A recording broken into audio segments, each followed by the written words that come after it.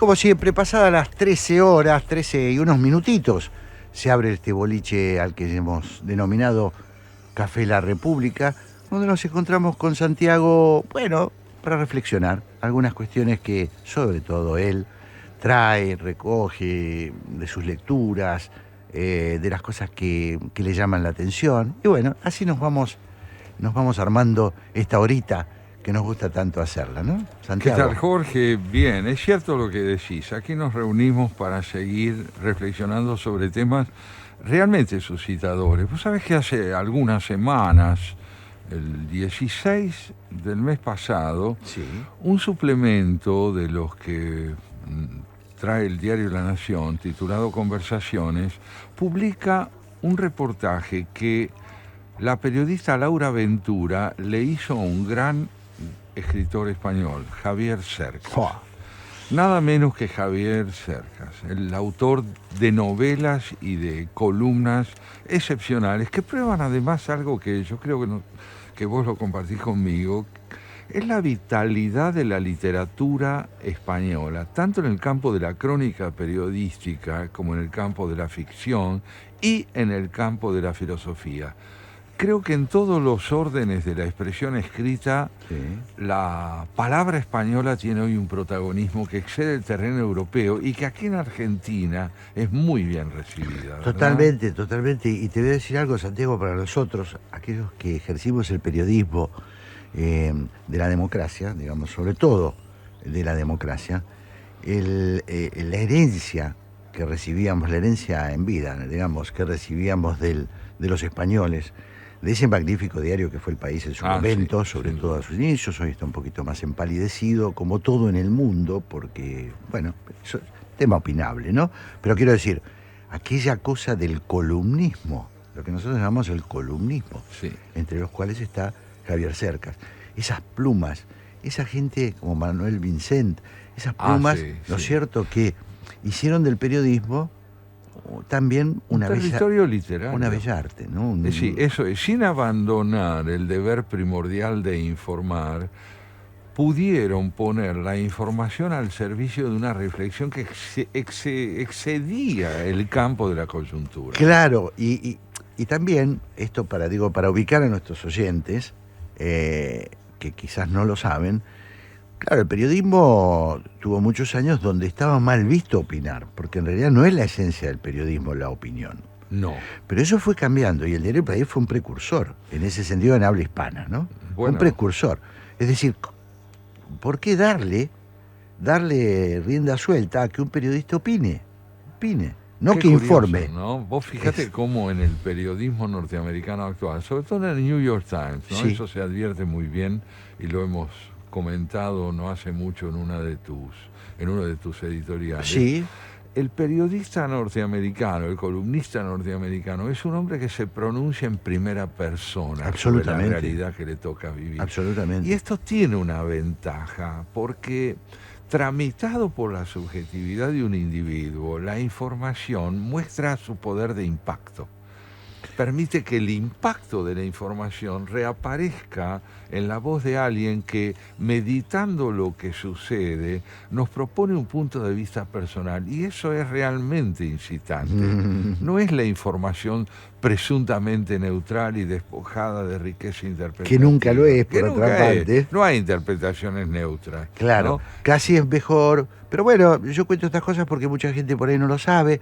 No, firmar era un acto de arrogancia. Ningún periodista hace 40 años, salvo las plumas que había, Bueno, pero 40, más de 40. En la época Ortega, sí. Firmar era un acto de arrogancia. Incluso acá en la Argentina, te digo, Santiago, la tradición del periodismo argentino, el que trajo el periodismo firmado fue Jacobo Timerman. Con Claro, la opinión. Con la opinión. ¿Vos te acordás? La opinión Sí, se nos llamaba llamaba la además. atención. Además llamaba la claro, opinión, o sea. Nos llamaba mucho la atención y gratamente ver las columnas asumidas con responsabilidad personal. Exactamente. Claro. Pero era una discusión en el gremio, en el gremio periodístico. ¿Qué es esto? ¿A quién le importa la opinión de Jorge Sigaldo, de Santiago Comandó? Bueno, Santiago Comandó no, porque vos, vos estamos hablando de estarías otra. convocado como filósofo. Pero me refiero al periodista, Pero no hay duda alguna que hemos ganado mucho y en ese sentido creo, vos lo decís muy bien, el periodismo español es magistral, es decir, ejerció un magisterio. Totalmente. Bueno, el hecho es que entre quienes hoy honran esa tradición del punto de vista, de la tramitación, como digo, subjetiva de los hechos, está Javier Cercas, que como novelista, vos sabés que acaba de ser reconocido e incorporado a la Real Academia Española, ¿no? Él es hoy miembro de número de la Academia Real Española y justamente, creo que realmente una de las características de la Real Academia Española es la presencia de verdaderos protagonistas de la palabra, tanto en el campo de la filología como en el campo de la ficción, como en el campo de la gramática. La Real Academia sigue siendo la Real Academia. Claro. Más allá de los 300 y pico de años de historia que tiene. Bueno, lo cierto es que Cercas, en este reportaje del 16 de junio, cuenta algo que creo yo es un muy buen punto de partida para nosotros. Es el encuentro de él con el presidente Macron de Francia. La periodista le pregunta esto: y si usted entrevistó al presidente francés, quien raramente concede entrevistas, ¿cómo llegó a él? Le pregunta a la periodista Laura Ventura. Y él responde: espero no sonar soberbio, pero no fui yo quien quiso hablar con Macron. Fue Macron quien quiso hablar conmigo. ¿Por qué piensa que fue escogido por el presidente francés? Y yo supongo que había leído mis libros, así de sencillo.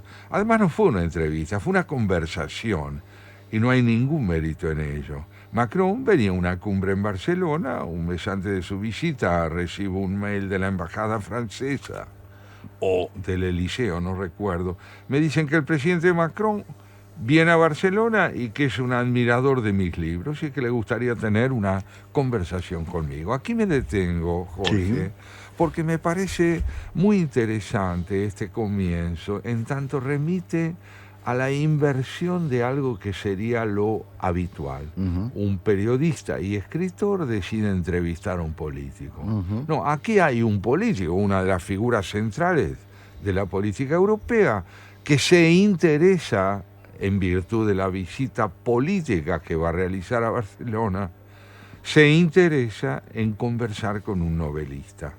La política y la literatura se encontraron. La ficción y la realidad, o dos dimensiones de la realidad. Qué interesante, ¿no? Y qué novedoso también. ¿No? Muy Estamos novedoso. Muy acostumbrados a presidentes que leen. Platón fue a entrevistar al Cirano de Siracusa. Claro. Fue a entrevistarlo Platón. Aquí lo tenemos al presidente Macron, que por otro lado es un hombre que, más allá de las turbulencias que hoy está enfrentando en Europa, sin duda alguna es una de las figuras de perfil humanista más acentuado que tenemos en Europa. Una de las últimas reservas del Centro Democrático Mundial. Del Centro Democrático Mundial. Lo digo... No, y no solo por su orientación política, sino porque su propia formación humanística así lo dispuso para que él se orientara hacia donde lo hizo. Tal cual. Bueno, el hecho es que a lo largo de esta conversación que él mantiene con Macron, van apareciendo distintos temas que a Cercas lo sorprenden, ¿no? Por ejemplo, Macron le hace preguntas sobre su trabajo como novelista, sobre los temas que aborda, y lo hace, según el propio Cercas lo evidencia, con auténtico interés, con interés de lector. Claro. Con interés de lector, rompiendo, como digo, con lo previsible de todo esto, que es que un intelectual y un periodista le cedan la palabra a un político. Aquí fue al revés, y en un momento también de este reportaje espléndido, resulta que Cercas se pronuncia sobre los populismos. La periodista le pregunta, a raíz de los populismos, ¿no?, Le dice, usted se ha erigido como una de las voces más audibles de la democracia en Europa. Le dice... Le dice Ventura a Cercas. Ah, entiendo. Y Cercas responde, yo estoy contra el nacionalpopulismo, un movimiento político que en formas diversas aparece o se consolida en todo Occidente tras la gran crisis de 2008 y que aunque tiene algunos rasgos del fascismo, el nacionalismo es el más evidente, no es fascismo. El fascismo atacaba abiertamente la democracia, en cambio, el nacionalpopulismo ataca la democracia en nombre de la democracia, como hicieron los secesionistas catalanes en 2017 o los partidarios de Trump en 2021, cuando asaltaron el Capitolio. Viví en una dictadura hasta los 13 años y me gusta mucho vivir en una democracia, por imperfecta que sea. Pero la democracia no es solo cosa de políticos, es cosa de todos. Política viene de polis, que en griego significa más o menos ciudad, y la ciudad es de todos. Qué grande, ¿eh? ¿No? Es interesante, Muy interesante, sí. Realmente acá lo tenemos a él situado ante una caracterización del populismo, ¿no es cierto?, del nacionalpopulismo, como una fuerza cuyo rasgo perverso, según él mismo nos dice, consiste en postularse como una voz democrática para castigar a la democracia representativa. Claro. El rasgo del nacionalpopulismo es la democracia directa. La democracia que reivindica el nacionalpopulismo es somos el pueblo. Sí, la democracia plebiscitaria, esa cosa, ¿no? Exactamente, directa, sí, digamos, sí, sin representación. del pueblo único, eso el que pueblo Loris único al Sanata siempre hace mención. Y al que Sanata tantas referencias nos brinda y nos brindó en nuestro último encuentro. Yo tengo en nuestro penúltimo encuentro, este planteo de Javier acerca del nacionalpopulismo no es el único que lo coloca ante una posición de defensa de la democracia representativa. También él tiene la impresión de que los escritores, los autores de novelas, son figuras molestas para la política. Y lo explica así. Las novelas crean gente capaz de decir no, como El hombre rebelde de Camus. Y por eso nosotros, los escritores, somos incómodos o peligrosos para el poder, que solo quiere gente obediente, gente que siempre dice que sí. Eso hemos sido desde siempre, gente peligrosa, y eso debemos seguir siéndolo. No olvide que Platón expulsa a los poetas de la República Ideal, y con razón, porque la literatura, la ficción, es siempre peligrosa para el poder. Fíjese en Don Quijote y Madame Bovary, que son dos grandes lectores, dos emblemas perfectos del lector. La gente suele pensar que lo que los define es que confunden la realidad con la ficción, los molinos de viento con los gigantes. Falso. Lo que los define es que quieren convertir la realidad en ficción, realizar sus sueños. Por eso Alonso Quijano se convierte en un aventurero, un héroe, como lo de los libros de caballería, y Emma Bovary en una heroína romántica, como las heroínas de las novelas que lee. Es decir, los dos se embarcan en la aventura más radical, que es la de intentar vivir una vida acorde con sus deseos. Qué lindo, ¿no? Qué lindo lo que dice la literatura. ¿Te parece que lo sigamos charlando después? Yo creo que sí, hagamos un pequeño corte y después volvemos a Estamos con Javier Cercas, gran escritor, gran periodista catalán español. Y estamos entonces con Santiago hablando de Javier Cercas. Eso es, escuchándolo, leyéndolo, volviendo a debatir y a cambiar ideas sobre la relación entre el poder y la palabra creadora, pero tratando de matizar los puntos de vista que suelen ser contrastantes. Javier Cercas en un momento nos dice, ante todo soy novelista, me dedico a formular preguntas, no a dar respuestas. La respuesta es la propia búsqueda de una respuesta, en el caso de un novelista, nos dice Cercas. También agrega esto, las novelas crean gente capaz de decir no, como El hombre rebelde de Camus, y por eso nosotros, los escritores, somos incómodos o peligrosos para el poder, que solo quiere gente obediente, gente que siempre dice sí. Eso hemos sido desde siempre, gente peligrosa, y eso debemos seguir siendo. No olvide que Platón expulsa a los poetas de la República Ideal, y con razón, porque la literatura, la ficción, es siempre peligrosa para el poder. Esto nos recordaba acerca de la relación de la literatura de ficción con la política. Pero me llamó la atención, Jorge, Sí. que este reportaje empieza mostrando otro perfil de la política.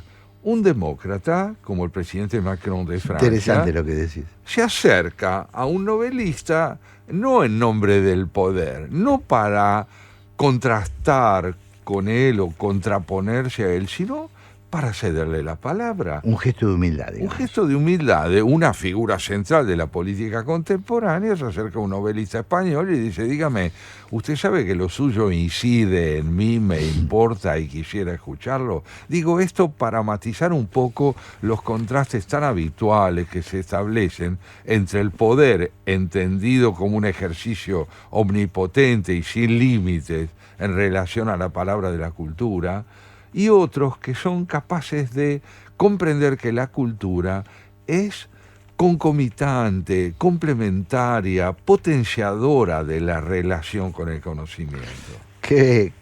¿A dónde nos lleva esto, no? Porque también es una pregunta.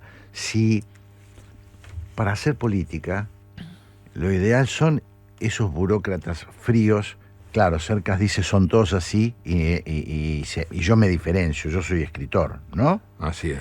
Pero qué buen punto de reflexión que es, ¿no? Qué bueno que sería que los políticos y los escritores estuvieran más cerquita, ¿no? Yo creo que es fundamental, porque si lo propio de un escritor es decir no, Claro, en el sentido de negarse a la obsecuencia, sí.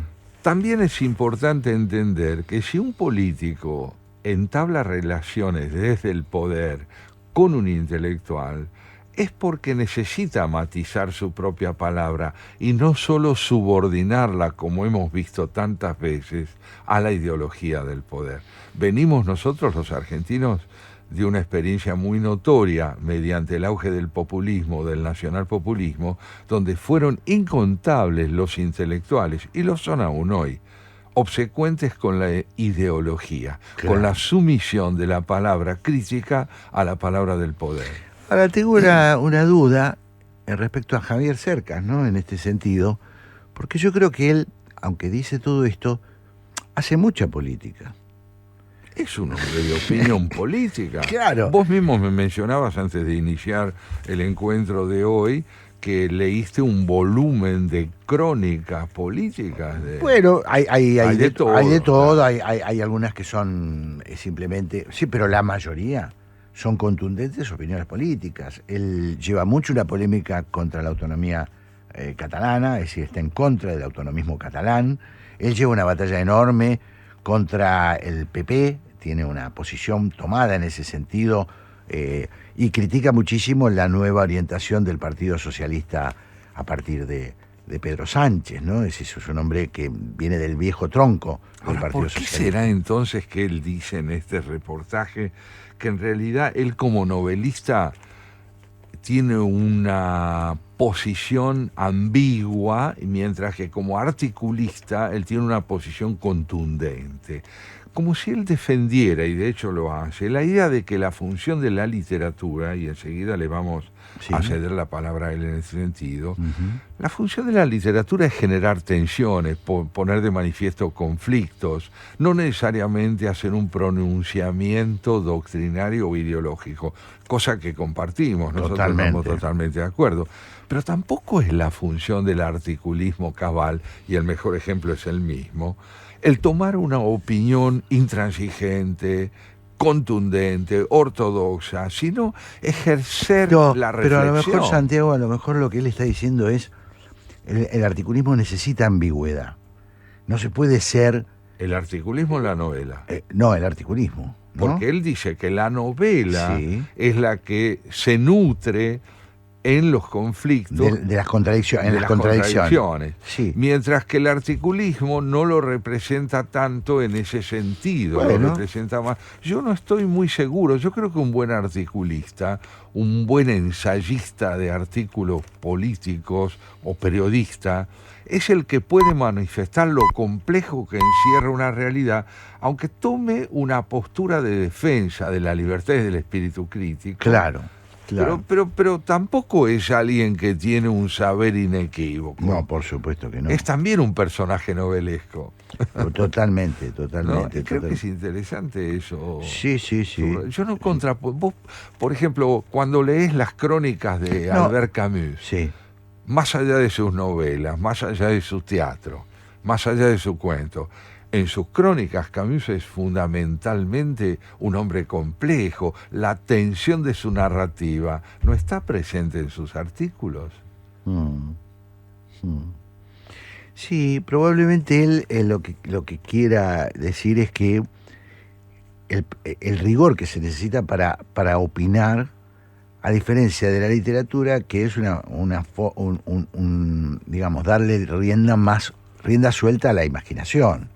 Pero con enorme rigor en la composición de los conflictos. Sí, pero no estrictamente la verdad. No, la verdad sí. Creo que él lo que está diciendo es, ojo, cuando yo opino de política no de política o de hechos sociales, creo yo lo que está diciendo es, lo hago desde desde lo que estoy seguro, si no, no opino. En cambio, en la literatura yo me puedo manejar en la ambigüedad. Sí, Ficción, evidentemente, ¿no? El conflicto se nutre. Hay conflictos donde una verdad parece contrastada con otra. Claro, a ver si te puedo encontrar un ejemplo. Veamos. Soldado de Salamina. Sí, muy bien. Libro muy extraordinario de Javier Cercas. Para los que no lo leyeron, vayan a buscarlo, porque es una novela preciosa sobre la guerra civil, pero desde un lado, el humanismo que tiene ese, ¿no? Y la prosa excepcional de Javier Cercas. Pero bueno, uno no sabe si es verdad o mentira. El novelista puede mentir. De hecho, la imaginación genera lo verosímil, no lo verdadero. Claro, pero además, sería que el novelista no pueda mentir. Claro, si por mentir entendemos lo que entendía Vargas Llosa. Es decir, mentir es generar, mediante la imaginación, realidades plausibles o verosímiles. Exactamente. Así que pienso que está en ese territorio lo que está discutiendo, ¿no? Veamos un poco cómo amplía él este punto de vista. Decíamos antes, citándolo, ante todo soy novelista, me dedico a formular preguntas, no a dar respuestas. Al menos no respuestas claras, unívocas y taxativas. Las respuestas de un novelista son siempre ambiguas, poliédricas, contradictorias, esencialmente irónicas. En el fondo la respuesta es la propia búsqueda de una respuesta, la propia pregunta, la propia novela, es decir, la respuesta si acaso la tiene el lector, que es el que termina los libros, acaso solo él tiene la respuesta. Digo esto porque para mí la cuestión del heroísmo es sobre todo una pregunta, una vieja pregunta que los seres humanos nos hemos hecho desde el principio de la literatura, desde el principio de los tiempos. Una pregunta moral. El héroe encarna la excelencia moral o ética, si lo prefiere, como en otro sentido la encarna el santo. Muchas de mis novelas, quizá todas, no hacen más que formularse de modos diversos esta pregunta. ¿Qué es un héroe? La verdad, sigo sin saberlo, aunque sí sé algunas cosas. El héroe es aquella persona capaz de decir no, cuando todo el mundo a su alrededor dice sí, y en este sentido se asemeja al hombre rebelde de Camus, como decía, pero también al enemigo del pueblo de Ibsen. Por ejemplo, el héroe siempre niega su condición de héroe, porque la virtud es secreta, o no, lo cual significa que nunca hay recompensa para el héroe, o es muy raro que la haya, en fin. Pero usted sostiene que el siglo XXI, le pregunta Ventura, es una época puritana. ¿Dónde encuentra ese puritanismo por oposición al heroísmo? Ahora vamos a seguir con lo que él responde, pero mirá qué interesante el posicionamiento de él, ¿no? El héroe novelesco, es decir, el protagonista de la novela, Sí. es una figura que está expuesta, y solo eso le da credibilidad como personaje, a las contradicciones, al conflicto, a la duda, a la ambivalencia en cuanto al modo en que debe proceder. En El soldado de Salamina se ve muy bien, y se ve muy bien en otras novelas de él. Es un hombre que medita y duda antes de tomar una posición, tiene valores, pero no necesariamente los despliega en términos de una ortodoxia cerrada. Está sujeto al conflicto. ¿Qué papel cumple el conflicto a tu juicio? Esto ya te lo pregunto como periodista. En la elaboración de una columna, ¿qué lugar tiene el conflicto? Bueno, no sé, me parece que yo siempre escribo desde el conflicto. Las columnas me parece que son fundamentalmente el desarrollo de un conflicto, ¿no? Esta es la impresión que yo tengo. Fíjate qué interesante entonces. Yo estoy tratando, quiero decirlo abiertamente para nuestros oyentes, de mostrar que la distancia entre los géneros Sí. no es tan intransigente o irreductible como parecería como decirlo parecería Cercas. decirlo Cercas. Yo puedo leer a un gran escritor en cualquier género literario. Los géneros no tienen el patrimonio de la calidad literaria, tampoco entonces el patrimonio del conflicto, del desarrollo de un conflicto. Voy a darte un ejemplo. Sí. Sin duda Jean-Paul Sartre fue un novelista, sin duda Jean-Paul Sartre escribió cuentos, El muro es un libro extraordinario también. Pero cuando, por ejemplo, Sartre desarrolla en un libro como Las palabras o en un libro como El problema del judaísmo en la actualidad, escrito en 1947, ¿qué es lo que advertimos en el ensayista de Jean-Paul Sartre? Una capacidad de plantear y habitar y enunciar los conflictos con enorme potencia expresiva. ¿Hay diferencia entre los géneros literarios? Claro que las hay. Una novela no es una crónica, pero la intensidad como requisito necesario para la composición de una obra, sea cual fuere el género, me parece que es importante. De lo contrario, no hay un escritor. Y es que me parece que es un poquito contradictorio, y supongo que es posible que estemos interpretando una partecita de lo que Javier Cercas piensa, ¿no? A partir de este reportaje. Porque estoy pensando que él ha mezclado permanentemente los géneros. Eso es. Permanentemente. Soldado de Salamina es absolutamente todo. Realista. Hay datos absolutamente Históricos. ciertos y hay imaginación. Anatomía de un instante es absolutamente riguroso, es una crónica periodística rigurosa, pero hay datos que son las de la imaginación del escritor, sin salirse del rigor de la crónica. Parece que son, y justamente creo yo, que si hay algo que han hecho los columnistas españoles, el columnismo español lo vuelvo a rescatar porque me parece que fue muy importante, sobre todo con la transición española, fue un arte. Me parece si hay algo que lograron es justamente esa mezcla extraordinaria entre ficción y crónica, y crónica ficcionalizada, que le da una textura al periodismo, revitalizó el periodismo, lo revitalizó. Qué notable esto que decís, porque yo lo subrayaría también y mostraría la conveniencia de sostener una estética de las convergencias, ¿no? Una estética de las convergencias. Es la idea de que la creación no es el patrimonio de un género, sino del tratamiento que se le imprime a las ideas o a la imaginación en un género determinado. Es muy fácil decir estoy escribiendo una novela, pero ¿lo será? Porque no necesariamente contar algo es ser un novelista, ni tratar una noticia es ser un columnista. La conjunción de rasgos creativos, de la imaginación, la capacidad analítica, la calidad expresiva de la propia palabra, son en cualquier género rasgos que se deben complementar para que la presencia de un escritor sea notable, y en Cercas sin duda lo es. Yo volvería, si te parece bien, ¿Cómo no? a esta pregunta que le hace Ventura a Cercas cuando le dice: usted sostiene que el siglo XXI es una época puritana. ¿Dónde encuentra ese puritanismo? ¿Cuáles son sus peligros? Rushdie, se refiere él al escritor que fue víctima de un intento de asesinato, Sí. el escritor inglés. Rushdie dice que el puritanismo es la antesala del fanatismo, que es la antesala de la violencia. El puritanismo, dice Rushdie, consiste en temer que alguien en algún lugar del mundo esté siendo feliz. La mejor respuesta al puritanismo es la felicidad. No tenemos de ninguna manera que convertirnos en el espejo de las personas que nos odian. Tenemos la obligación de ser felices. Así termina la cita de Rushdie. Cuando yo, prosigue Cercas, era un adolescente en la España que salía del franquismo, solo la derecha era puritana y por eso muchos nos hicimos de izquierda. El problema es que, de un tiempo a esta parte, la izquierda se ha vuelto puritana también. El puritanismo es una forma de intolerancia y la intolerancia es una forma de barbarie.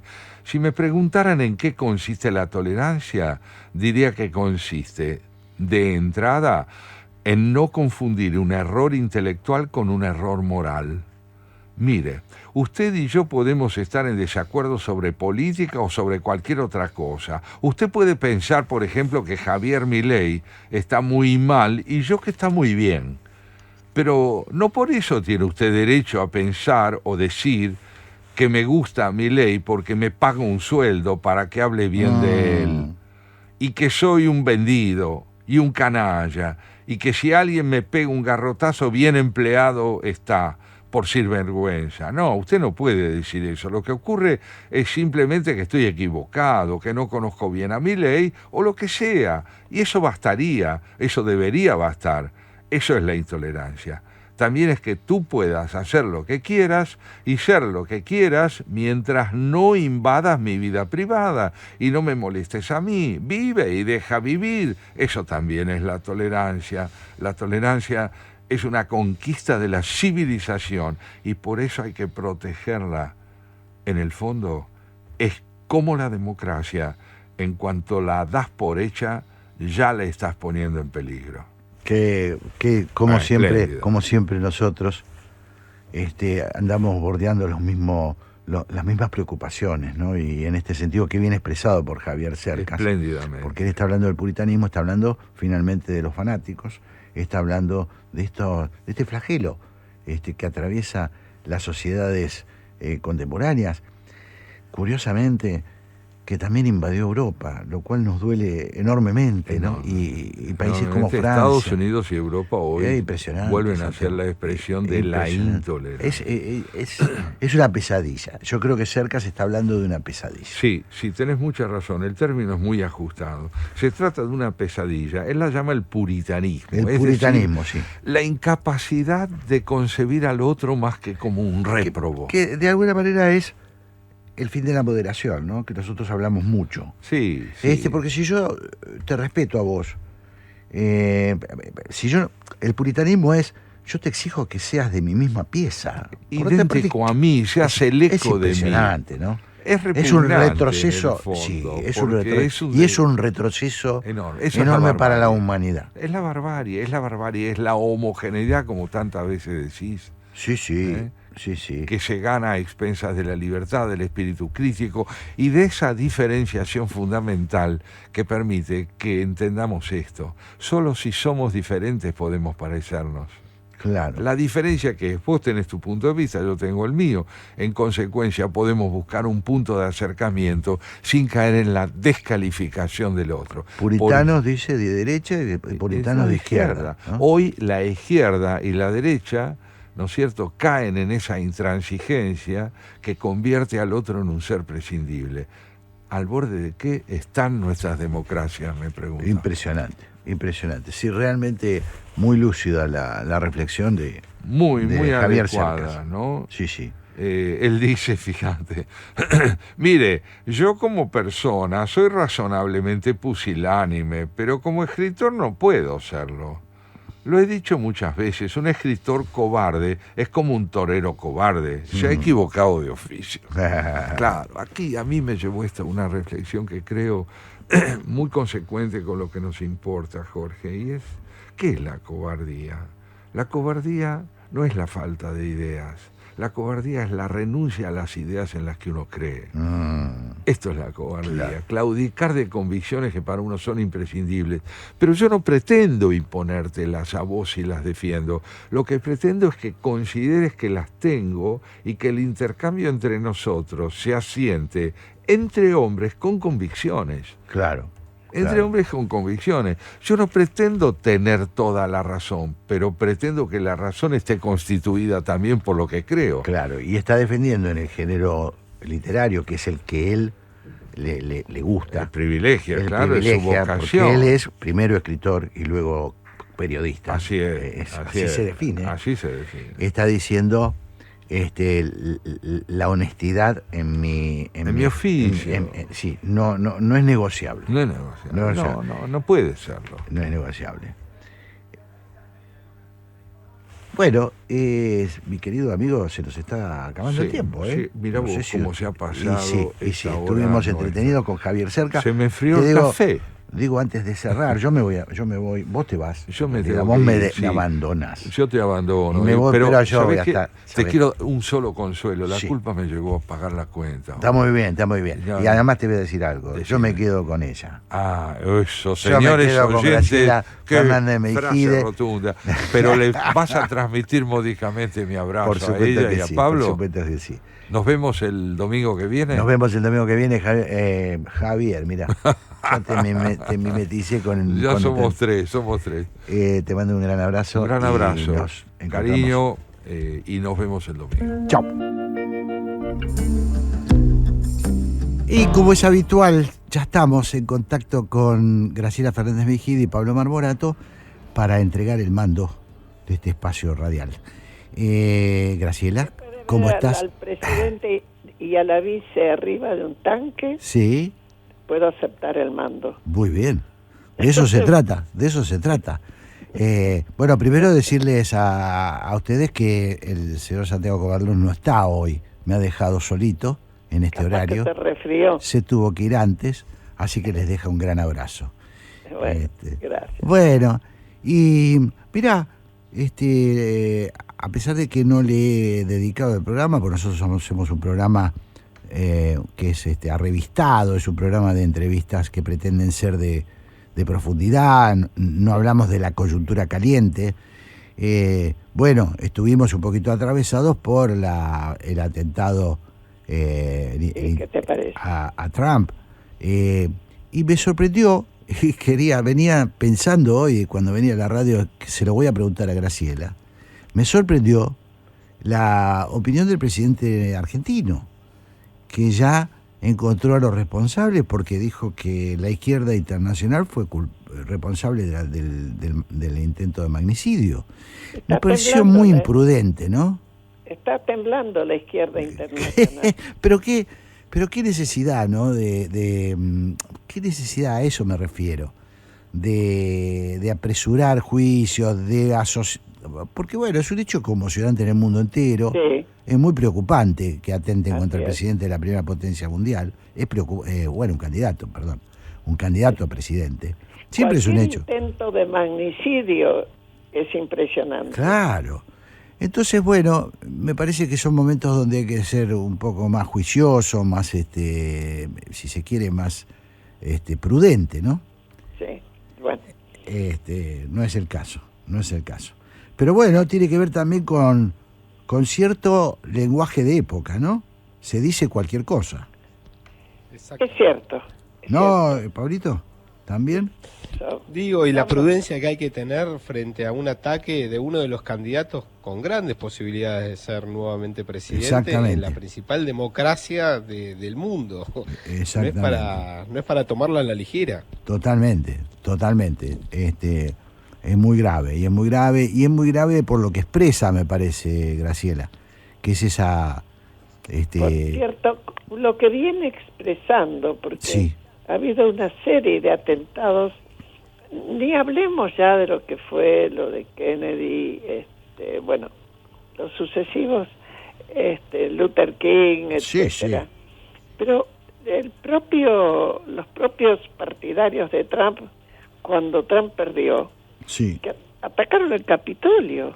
No, digamos que eso sí fue novedad en el mundo entero, no fue una novedad como forma, pero como miedo te da igual. No, claro, no, pero digo, eso sí que nos puso, yo creo que es un cambio peligrosísimo en la política mundial, ¿no? Que haya sucedido eso en la principal potencia del mundo es una alerta muy grande, ¿no? Una alerta muy grande, porque bueno, está expresando lo mismo que este atentado. Vamos a ver cuál es la responsabilidad, no vamos a cometer la misma imprudencia que el presidente, pero todo indica que es parte de esta excesiva polarización, esta excesiva locura, el fanatismo. Las propias políticas de Trump inducen a eso y generan... Pero además hace rato que la relación entre, bueno, justamente después de lo del Capitolio y todo, entre republicanos y demócratas, se está tornando violenta. Antes siempre hubo diferencias, obviamente. Por supuesto. Son dos partidos, disputan estado por estado, pero con mucha virulencia ahora. Sí. Bueno, es el estado que está el mundo, ¿no? Europa también, hay expresiones peligrosísimas. Ahora, curiosamente, en Europa, y no me acuerdo si el domingo pasado lo dijimos o lo marcamos, cuando todo el mundo miraba en España, por ejemplo, qué iba a pasar con una Le Pen suavizada en Francia y demás, termina saliendo última la derecha. Yo te dije, creo que lo hablamos en privado, yo leí con mucho interés, y leo con mucho interés a un politólogo búlgaro que se llama Iván Krastev, lo he mencionado acá, donde él dice que no hay que convertir en un fenómeno, o sea, no hay meter todo en la misma bolsa. Lo único que hay en las expresiones electorales en Europa es disconformidad. Pero no se puede decir avanza la derecha y es la derecha la que está copando, porque eso, por supuesto que a la derecha le viene bien a la derecha argentina también, sentir que es parte de una movida internacional. Hay, por supuesto, sectores de derecha que han logrado posiciones importantes, pero son muy diferentes una de otra. Hay muchas expresiones. Y segundo, te pasa esto, que de golpe se da vuelta la taba, porque lo que la gente hace con el voto es protestar. Está con bronca la gente. Cambia el voto. Fíjate, pasaron de la amenaza Le Pen a que gane la izquierda. Es una cosa... Pero ojo, en Francia, que son muy antifascistas, ya pasó hace 20 años con Jacques Chirac. Sí, tal cual. Ya pasó, ¿eh? Bueno, pero en esa época, Graciela, había una gran preocupación. Primero, el centro estaba más claro, el centro político, tenía más predicamento, había una política, la moderación era aspiración de muchos partidos políticos. Hoy eso, lamentablemente, está muy deteriorado. Ojalá que se recupere, yo por lo menos lo deseo, deseo que se recupere el centro político en el mundo entero. Yo también. Claro, porque es la política del entendimiento, es la política... es los acuerdos, es la política de los acuerdos. Lo que nos gusta a nosotros, lo que deseamos nosotros, porque creemos que la única forma de vivir en democracia es acordando entre los diferentes. Es lo que pasa en una familia. Exactamente. Cuando la costumbre es que el que pierde una discusión pega un portazo y se va. Claro. Bueno, ahí se acabó. Hay problemas en esa familia. Claro. O tenés que someterte a la dictadura de uno de los dos, digamos, del papá o de la mamá. Si acá no se habla porque, bueno, es lo mismo en la política. Entonces buscamos un dictador para que aplaste las voces. Bueno, en fin, ya lo hemos vivido y nosotros creo que tuvimos el privilegio, la suerte de la posguerra fría, que nos dio a nosotros, esto lo dice Lore Sanata, ¿no? Nos dio a nosotros una idea de que era posible crecer, desarrollar, bueno, sobre todo en Europa, ¿no? Hablo de los países europeos, ¿no? No nosotros. Sí, pero mirá Maduro.